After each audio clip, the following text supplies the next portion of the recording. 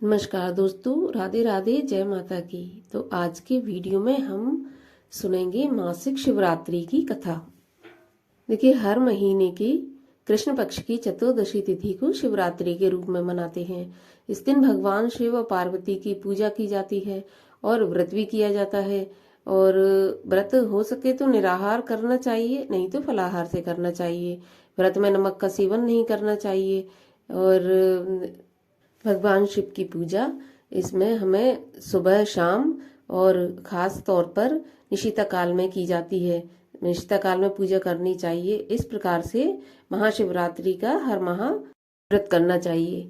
तो इस बार मार्गशीर्ष मास की जो चतुर्दशी तिथि है वो होने जा रही है 11 दिसंबर को, और 11 दिसंबर को ही व्रत रखा जाएगा।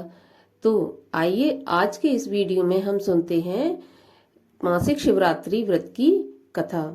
तो इससे पहले कि मैं कथा शुरू करूं, आपसे एक रिक्वेस्ट है कि यदि आपने चैनल को सब्सक्राइब नहीं किया है तो चैनल को सब्सक्राइब कर लें, और वीडियो अगर अच्छा लगे तो वीडियो को लाइक करें और वीडियो को अंत तक देखें और वीडियो को शेयर भी कर दें।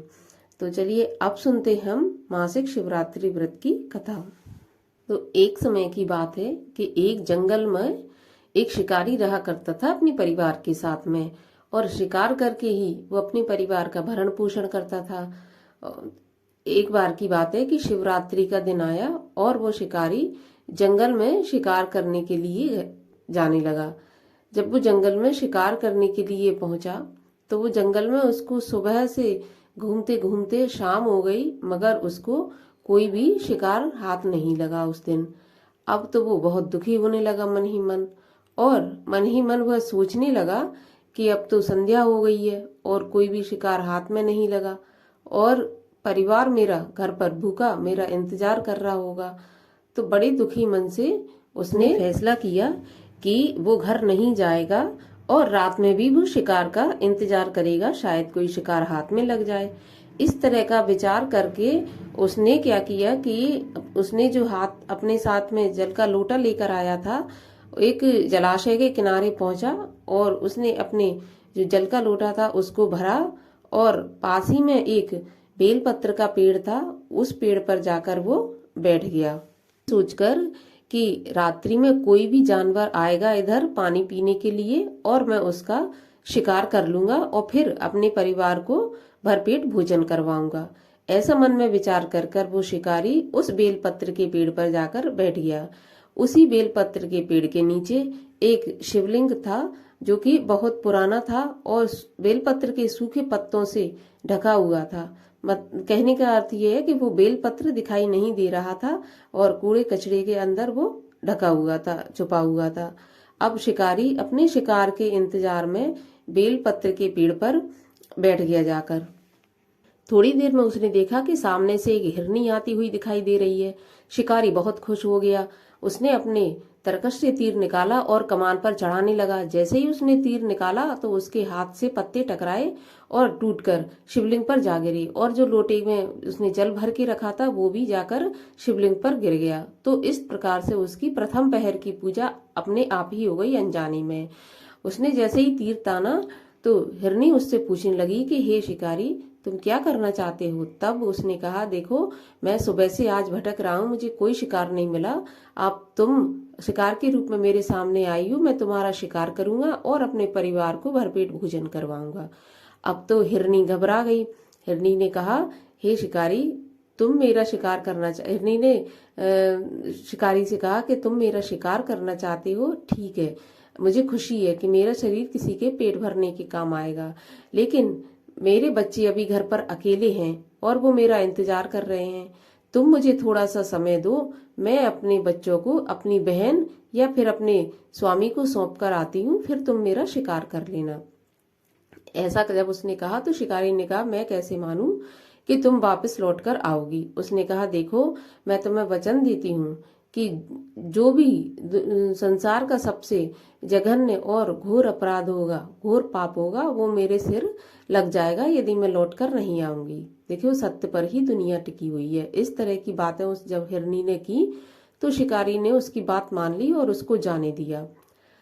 जब हिरनी बहुत देर तक घर नहीं पहुंची तो घर पर जो उसकी दूसरी बहन थी वो सोचने लगी कि अभी तक क्यों नहीं आई, तो वो इसको ढूंढने के लिए जंगल में निकली। अब ये हिरनी घर पर पहुंची और वो दूसरी हिरनी जो उसकी बहन थी वो इधर आई ढूंढते ढूंढते उसको, और उसका भी सामना शिकारी से हुआ और तब तक दूसरा पहर हो चुका था। तो जब शिकारी ने तरकश से तीर निकाला उस दूसरी हिरनी को मारने के लिए, तो फिर वैसा ही हुआ। पत्ते टूटे बेलपत्र के, जल छलका, शिवलिंग पर गिरा और अनायास ही दूसरे पहर की पूजा भी उस शिकारी के हाथ से हो गई। अब शिकारी ने उससे कहा, उस हिरनी ने शिकारी से पूछा कि भैया तुम क्या करना चाहते हो? तो उसने ऐसा ही कहा कि मैं तुम्हारा शिकार करना चाहता हूँ, मेरा परिवार भूखा है और मैं उसको खिलाऊंगा। तब उसने कहा कि देखो मेरे बच्चे घर पर अकेले हैं और मैं तो अपनी बहन को ढूंढने के लिए आई थी, बहन मेरी मिल नहीं रही है। अब मैं जाकर उन बच्चों को अपने स्वामी को सौंप दूं, उसके बाद तुम मेरा शिकार कर लेना। ऐसा कहकर उस शिकारी ने उस हिरनी को भी जाने दिया। अब थोड़ी देर बाद हिरन आता हुआ दिखाई दिया, क्योंकि बच्चे घर पर अकेले थे और दोनों हिरनी गायब थी। तो हिरन अपनी हिरनियों को ढूंढते हुए जंगल की तरफ आया। तो जब उसने देखा कि एक हिरन आ रहा है, तब फिर उसने दोबारा वैसा ही किया। तरकश से तीर निकाला, कमान पर चढ़ाया, फिर बेलपत्र के पत्ते टूटे, जल की बूंदें छलकी और शिवलिंग पर गिरी। तो इस प्रकार से उसके तीसरे पहर की पूजा भी रात्रि की संपन्न हो गई। देखिए, एक तो भूखा था सुबह से, तो उसका निराहार व्रत हो गया। फिर दूसरे उसने शिवलिंग पर 4 पहर की पूजा भी कर ली थी और उसका रात्रि जागरण भी हो गया था। तो उसने शिवरात्रि का व्रत अनजाने में ही बहुत अच्छे तरीके से पूर्ण कर लिया था। तो जैसे ही उसने तीर निकाला तो हिरन बोला कि भाई आप क्या करना चाहते हो? तो उसने कहा मैं तुम्हारा शिकार करना चाहता हूँ। तो उसने कहा कि देखो मुझे अभी जाने दो, मेरी दोनों हिरनियां घर पर नहीं है और मेरे बच्चे अकेले हैं। तो शिकारी ने कहा देखो इस तरह से पहले भी 2 हिरनी वापस जा चुकी, अब मैं तुम्हें नहीं जाने दूंगा। मुझे तुम्हारा भरोसा नहीं है कि तुम आओगे, क्योंकि वो 2 अभी तक लौट कर आई नहीं है। तो उसने कहा देखो वो दोनों मेरी ही पत्नियां थी और मैं उन्हीं को ढूंढने के लिए आया था। मैं तुम्हें वचन देता हूँ कि मैं मेरे बच्चे घर पर अकेले हैं, अगर मेरी हिरनियां घर पर नहीं पहुंची होंगी तो भी और पहुंच गई होंगी तो भी मैं अपने परिवार सहित तुम्हारे सामने शिकार के लिए खुद से प्रस्तुत हो जाऊंगा। तुम कृपया मुझे जाने दो। शिकारी ने ठीक है, विश्वास कर लिया, उसको जाने दिया। अब थोड़ी देर बाद शिकारी देखता है कि हिरन अपनी पत्नी के साथ और बच्चों के साथ आता हुआ दिखाई दिया। शिकारी ने जैसे ही तीर निकाला तो फिर से वही घटना घटी, बेलपत्र के पत्ते टूटे, पानी छलका, शिवलिंग पर गिरा। इस प्रकार उसके चौथे पहर की पूजा संपन्न हो गई। अब क्या था, जैसे ही उसकी चौथे पहर की पूजा संपन्न हुई, भगवान भोलेनाथ की कृपा भी उस पर प्रकट हो गई। भगवान भोलेनाथ सामने आ गए और उसके मन में जो भी शिकार की भावना थी उसको पूरी तरह से नष्ट कर दिया। और उसके मन में विचार आया कि ये जो जानवर हैं जंगल के, इनके अंदर बुद्धि विवेक नहीं होता, जब वो इतने ईमानदार हैं तो मैं कैसे इनका शिकार कर सकता हूँ? धिक्कार है मेरे जीवन पर। और उसने अपने सारे जीवन पर जो शिकार किया, जीव हत्या की, उसके लिए भगवान भोलेनाथ से क्षमा याचना की और उसका जीवन भोलेनाथ की कृपा से उस शिवरात्रि के बाद पूरी तरह से बदल गया और भगवान भोलेनाथ की कृपा से उसको शिवलोक की प्राप्ति हुई।